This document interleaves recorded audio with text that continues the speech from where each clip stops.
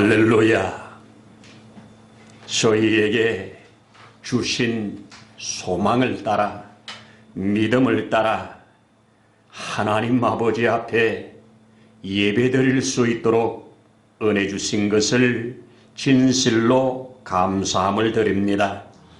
이 시간 그리스도 예수 안에서 속량함을 받은 자들이 함께 입술 열어 찬양하며 온전한 마음으로 예배 드립니다. 성령 하나님 기름 부어 주셔서 하나님 기뻐 받으실 만한 찬양이 경배가 되어지기를 원합니다. 성령이여 충만케 하여 주옵소서. 모든 예배의 시종에 하나님 주시는 은혜를 온전히 받기를 원합니다. 은혜를 헛되이 받지 않도록 온전히 주장하시고 우리에게 감동, 감화, 역사하여 주시옵소서.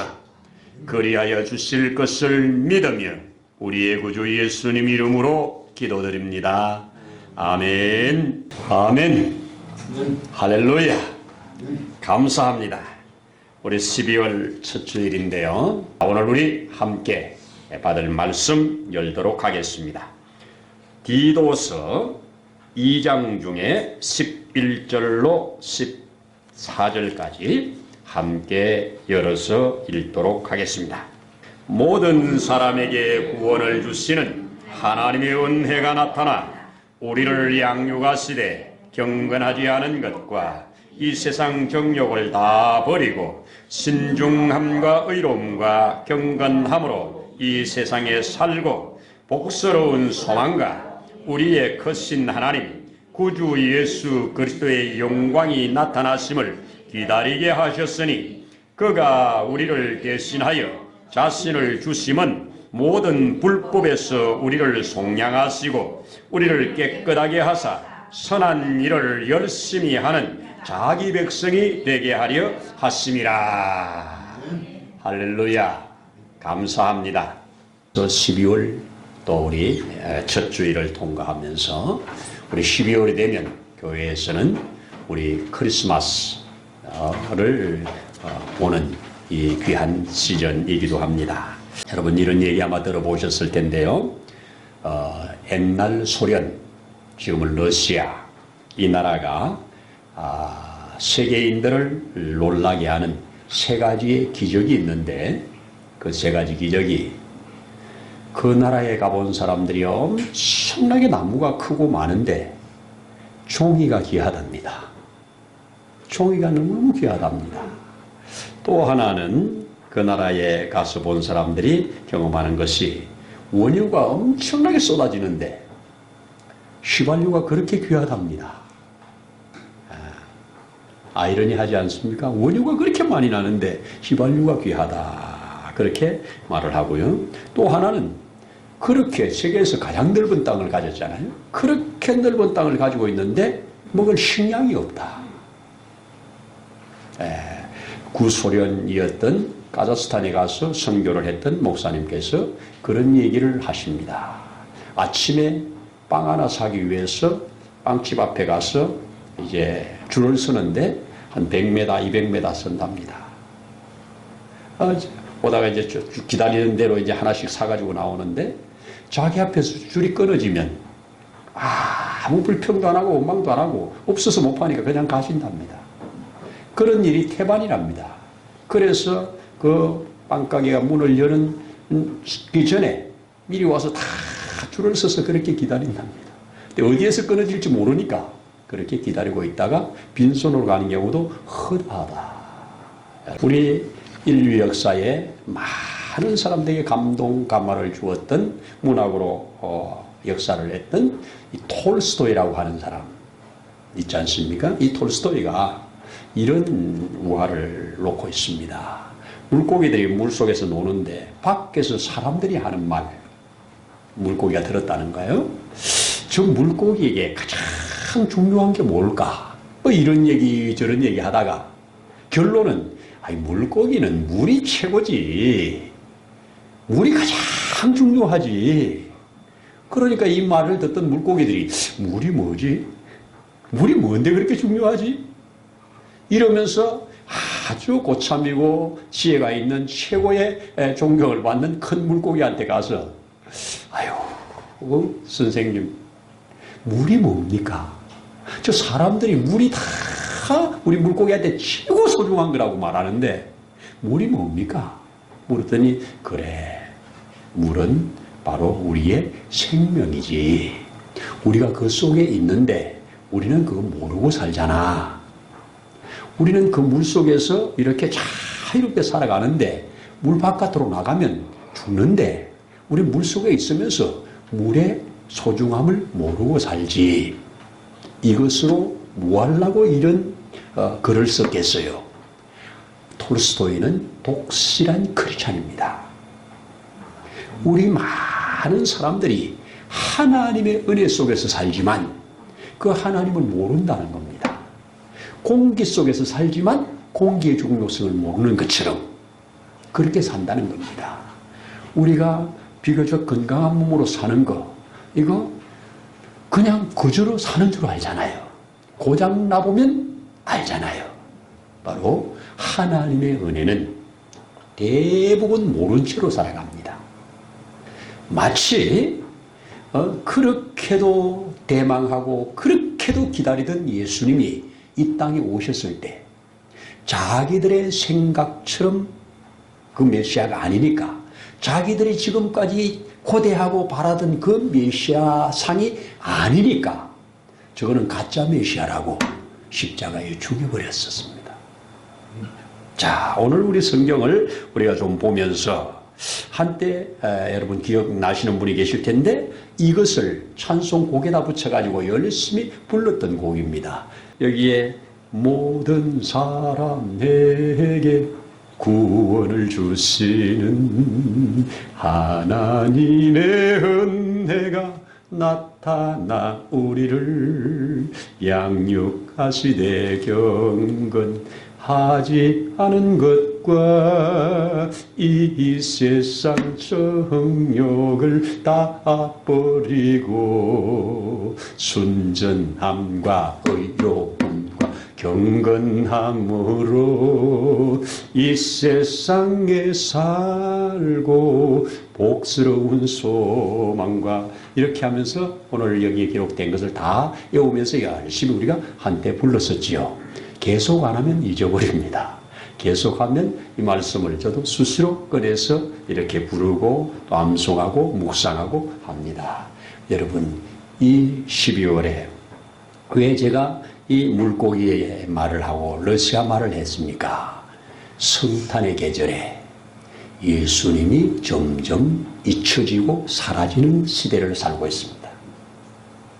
오늘날 교회에서도 성탄의 시즌에 뭐 캐롤이라든지 주님이 오심을 기뻐하는 일들이 점점 사라집니다.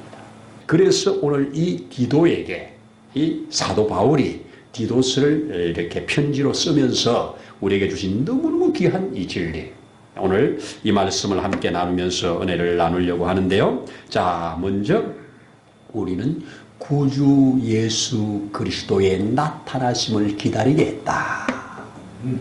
여러분 예수님이 이 땅에 태어날 때 유대인들에게는 암흑기였습니다. 로마에게 지배를 받고 있을 때고요. 아주 박해가 심하게 있을 때입니다. 그럴 때 그들은 우리에게 약속하신 메시아가 언제 오시나, 그 메시아가 오면 우리를 풀어줄 텐데, 그 메시아가 오면 우리를 해방될 텐데, 이런 것들을 가지고 메시아를 간절하게 기다리던 그때입니다. 그런데 그 기다리게 했는데 그 기다리게 한 것은 왜 기다리게 했느냐, 그분 안에 뭐가 들었기 때문에? 오늘 속량이 들었기 때문에, 구속 곧 속량함이 그 속에 들었기 때문에 그랬죠. 하나님 곧 그리스도 예수를 기다리게 했다고 그러죠. 그분은 하나님이시고 곧 그리스도 예수고, 그분 안에 뭐가 있다고? 속량이 있다고. 속량은 뭐라고? 죄사함이 있다고. 이 속량을 위해서는 뭐예요? 그가 우리를 어디에서 속량해요? 불법에서. 그죠? 그가 우리를 불법에서 속량하여 내사. 그렇죠? 이 불법에서 속량하여 내신 이유, 그것이 바로 우리를 하나님 앞에 이 선한 일을 열심히 하는 자가 되게 하려 하심이라고 하는 말씀을 하고 있습니다. 여러분, 여기에 나오는 불법이 뭐겠습니까? 성경에 나오는 불법은 우리가 뭘 잘못해서 행한 것보다 하나님으로부터 멀어진 것을 불법이라고 합니다. 하나님으로부터 떠난 인생을 불법이라고 합니다. 하나님과 하나님의 법에서 떨어진 자, 이 자가 곧 불법입니다. 이것을 원죄라고 합니다. 이 불법에서 우리를 속량하여 내시려고 하나님이 이 땅에 오실 것이다. 이 땅에 오시면 그 일이 이루어질 거니까 그 속량함을 얻지 못한 모든 자들은 그분을 기다리겠죠. 그렇지 않겠습니까? 여러분, 누군가가 와서 나를 해방시켜 준다면 포로된 자들에게는 얼마나 기다림의 날이겠습니까? 여러분, 지금 몸에 병을 가지고 있는데 현대 의술로서 약으로서 치료할 길이 없는데 그 약이 나온다면, 그것을 치료할 수 있는 의술이 나온다면 얼마나 기다리는 일이겠습니까? 똑같은 모양이죠. 그렇게 간절하게 기다리는 이유가 모든 사람을 불법에서 해방시켜 하나님의 사랑의 아들의 나라로 옮겨두는 이 놀라운 역사를 그분이 이루신다는 것 때문에 기다리는 겁니다. 근데 여러분, 오늘 우리에게로 한번 가지고 와보면 저와 여러분, 예수님의 초림으로 인해서 우리가 구원을 받았다면 이제 예수님의 재림을 기다리며 사는 거지요. 여러분, 예수님 재림을 기다리십니까? 지금 너무 이 땅이 살기 좋아서, 이 땅이 거의 천국 수준이라서 예수님 오는 걸 별로 안 기다려요. 예수님 지금 오신다고 하면 아니 잠깐만요, 이럴 분들이 대부분이잖아요. 오늘날 저와 여러분들이 정말 예수님 보면 할렐루야 얼마나 기다렸는데요, 속히 오시옵소서 이러면서 할렐루야 하면서 맞을 사람들이 얼마나 될까요, 우리 크리스찬들 중에. 그런데 내가 고대하는 모습으로 안 오면 또 그분이 아니라고 또 그럴 거 아니에요. 똑같은 역사입니다. 여러분, 예수님을 고대하고 바라는 것, 이것이 그분이 이 땅에 오시면 모든 얽매인 것을, 아직까지 우리가 속량을 받았음에도 얽매여 살지요. 속량을 받았음에도 육체의 제한 속에 살잖아요. 속량을 받았음에도 우리는 질병 가운데 살잖아요. 이 모든 것을 전부 이제 뒤로 벗어버리고 영원한 천국으로 데려가기 위해서 오신다고 하니 이거야말로 초령과는 비교가 안 되는 재림이잖아요. 이런 재림을 저와 여러분들이 기다린다고 한다면 그분 앞에 우리는 모든 소망을 거는 거고, 그분 앞에 우리는 더 복스러운 소망이 되어진다고 저는 그렇게 믿습니다. 여러분, 그리스도께서 이 땅에 처음 오셨을 때 뭐라고 그럽니까? 하늘에는 영광이었지요. 땅에는 기뻐하심을 입은 사람들 중에 평화였습니다. 그가 이 땅에 오셔서 우리를 속량만 하시고 끝냈냐? 오늘 성경은 아니라고 그러죠. 뭐라고 그럽니까? 우리를 양육하신다.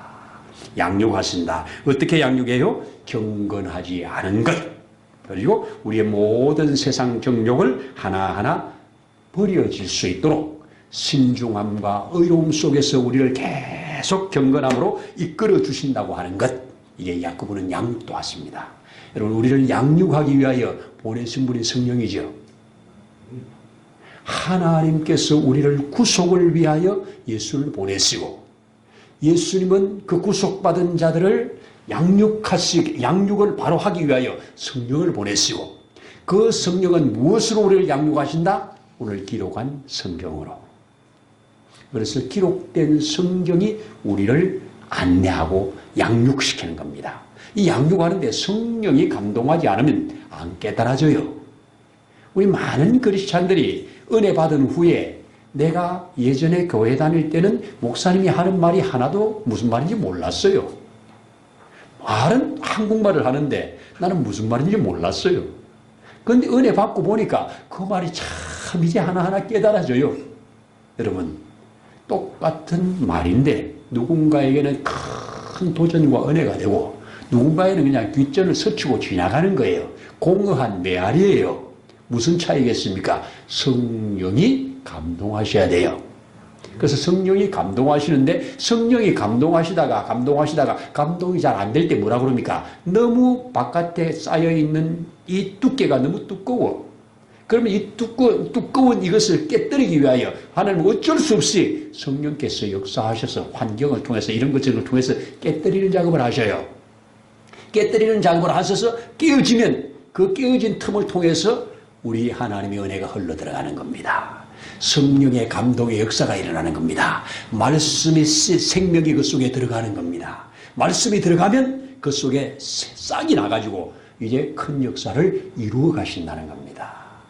그래서 그분을 기다리게 하는 겁니다. 오늘 이렇게 성경은 증거를 해주고 있습니다. 사도 바울이 이런 은혜 받기 전에 그분 안에 들어오기 전에 어떤 자였다고 기록합니까? 나는 전에는 핍박자였다. 예수 그를 핍박하는 자였다. 회방자였다. 그리고 폭행자였다. 나는 죄인 중에 괴수였다. 만물의 찌꺼기만도 못한 그러한 자였다. 이런 자였는데 그분이 나를 받아들여 주가지고 나를 이렇게 깨닫게 하고 양육하여 주셔서 내가 오늘 너에게 이런 글을 쓰고 있다. 여러분 이 글을 받는 자가 누구라고요? 디도라고요. 디도가 누구냐? 유대인 아니에요. 디도는 헬라인입니다. 헬라인이에요. 우리 성경을 기록한 사람 중에 헬라인 하면 누가가 있고 디도가 있습니다. 디모데는 아버지는 헬라인, 엄마는 유대인이기 때문에 그는 유대인이에요. 어머니가 유대인이면 유대인입니다. 그런데 이 디도나 누가는 헬라인입니다. 헬라인들은 뭘 추구해요? 지식을 추구하는 사람들입니다. 그런데 이 디도가 바울에게 은혜를 받고 바울의 아들이 되었습니다. 그래서 디도를 향해서 뭐라고 그럽니까? 이는 내가 복음으로 낳은 아들이라고 말합니다. 복음으로 낳은 아들이 된 겁니다. 하나님의 아들이 된 겁니다. 사도 바울이 복음을 전했을 때 그가 복음을 받음으로 하나님의 아들이 되는 그런 아들이 되었고요. 아들로 끝나지 않고 함께 바울과 복음을 전하는 자가 되었습니다. 여러분 한때 디도가 바울 옆에서 에베소에서 목회를 하면서 바울의 조력자로서 바울이 쓴 편지를 들고 고린도에 왔다 갔다 하던 그 사람이 디도입니다. 그리고 지금 바울이 로마 감옥에 있을 때 디도는 어디에 있느냐? 저 그레데라고 하는 섬에 있는 사람입니다. 그런데 그레데에서 지금 믿음의 사람들을 데리고 목양을 하는데 거기에 바울이 편지를 보낸 겁니다. 디도 봐라 하면서 쓴 편지가 오늘 디도서입니다. 자, 그런데 이 디도서에 오늘 주신 이 말씀이 가장 저는 핵심이라고 생각하는데요. 그가 우리에게 이런 큰 은혜를 주셨다. 모든 사람에게 구원을 주시는 하나님의 은혜가 나타났다. 하나님의 은혜는 구원입니다. 그런데 그 구원은 모든 사람에게입니다. 하나님의 은혜가 모든 사람이 구원받을 수 있는 길을 열어놓으셨다.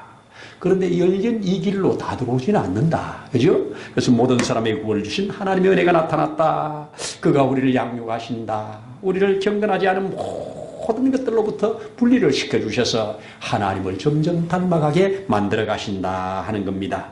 이것이 뭐냐? 복스러운 소망이라고 그랬어요. 오늘 복스러운 소망과 우리의 크신 하나님 구주 예수 그리스도의 영광이 나타나심을 기다리게 했다. 왜 이게 영광이에요? 구원이니까 영광이지요. 하나님 앞에 잃어버린 것이 회복되니까 영광이지요. 그렇습니다. 이것을 오늘 이렇게 말씀하고 있습니다. 특별히 그가 하나님께 보내신 그가 우리를 뭐 했다고? 우리를 대신하여 자신을 주심은 모든 불법에서 우리를 속량하시고 우리를 깨끗하게 하셔서 하나님 앞에 뭐하게? 선한 일을 열심히 하게 하는 자로 이렇게 부르셨다고 말씀을 합니다. 여러분 디도가 목회하고 있는 이 그레데라고 하는 이 사람들을 가리켜서 성경은 뭐라고 하냐? 그레데 사람들 1장 12절에 그레데인은 항상 거짓말쟁이며 악한 짐승이며 배만 위하는 게으름뱅이라고 1장 12절에서 알려주었고요. 16절에 보면 그들이 하나님을 시인은 하나 행위로는 부인을 하는 자니 가정한 자들이요 복종하지 아니하는 자요 모든 선한 일을 버리는 자들이다. 가정하고 선한 일을 다 버리는 이들인데 이들 속에 그들로 하여금 선한 일을 하는 자로 바꾸라고 너를 그곳에 두었다는 겁니다. 하나님의 사람이 가는 곳에 어둠이 빛으로 바뀝니다. 하나님의 사람이 가는 곳에 이 악한 자가 변화돼서 성인이 되는 겁니다. 하나님의 역사는 그래요. 그래서 하나님의 은혜가 들어가면 그 사람이 변화를 받아요. 우리나라의 대표적인 기독교 초창기에 김익두라고 하는 목사님 아실 겁니다. 이 목사님이 평양의 유명한 깡패 두목이었답니다. 그런데 이 깡패가 복음을 전하는데 선교사가 이 조그만 이 복음 예수 믿고 구원받으세요 하는 이 복음을 전하면서 예수 믿고 구원받으세요 이걸 주니까 이 사람이 기분 나쁘다고 그 애를 때려가지고 코피가 나는 거예요. 그런데 이 사람이 준 전도지를 가지고 코를 팍팍 풀고 있는 겁니다. 악하니까 모르니까. 그랬더니 이 선교사가 한마디 합니다. 그러다가 코 썩습니다. 그러다가 코 썩습니다. 이 한마디가 가슴에 박힌 겁니다. 집에 가서 이게 가도 생각나고 앉아도 생각나고 누워도 생각나는 겁니다. 성령이 나는 하셨다고 믿어요. 그 말을 지나치지 않고 그러다가 코 썩습니다. 그래가지고 코 썩을까 봐 잠을 못 자고 결국 이 사람 수소문해서 있는 곳에 찾아옵니다. 어떻게 하면 코 안 썩냐?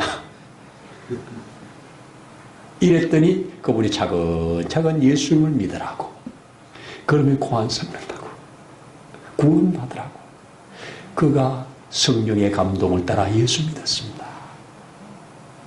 유명한 일이지 않습니까?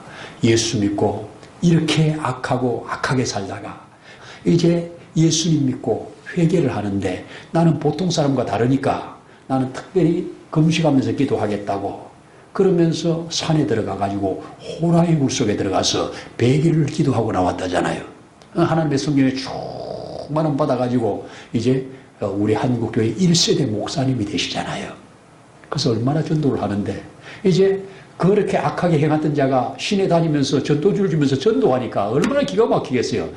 사람들이 긴가민가 할 거 아니에요. 자, 이럴 때 한 사람이 김익두인 줄 모르고 이거 주는데 기분 나쁘다고 옛날 자기처럼 기분 나쁘다고 재수없다고 이 사람 뺨을 후려쳐 버렸습니다. 이런 걸 주냐고. 그랬더니 김익두가 아이고 그 사람을 붙들고 은혜는 내가 받았는데 살기는 네가 살았다. 이 말을 합니다. 네가 누군데 이런 말을 하냐 그랬더니 나 김익두다. 그 앞에 얼굴이 사색이 돼가지고 무릎을 꿇고 제발 좀 살려달라고. 나 좀 살려달라고 몰라서 그랬다고. 그러니까 그 말이 은혜는 내가 받고 살기는 네가 살았다. 거기에서 자기도 선교사님처럼 살라면 예수 믿어. 살라면 예수 믿어. 이래가지고 자기 옛날 깡패 하던 사람들은 이런 사람들 하나 믿어가지고 평양의 성자가 되지 않았습니까? 얼마나 귀한 목사님으로 사역을 합니까? 이게 뭡니까? 선한 일을 열심히 하는 자기 백성 만들려고 우리 하나님이 예수님 보내셨다는 겁니다.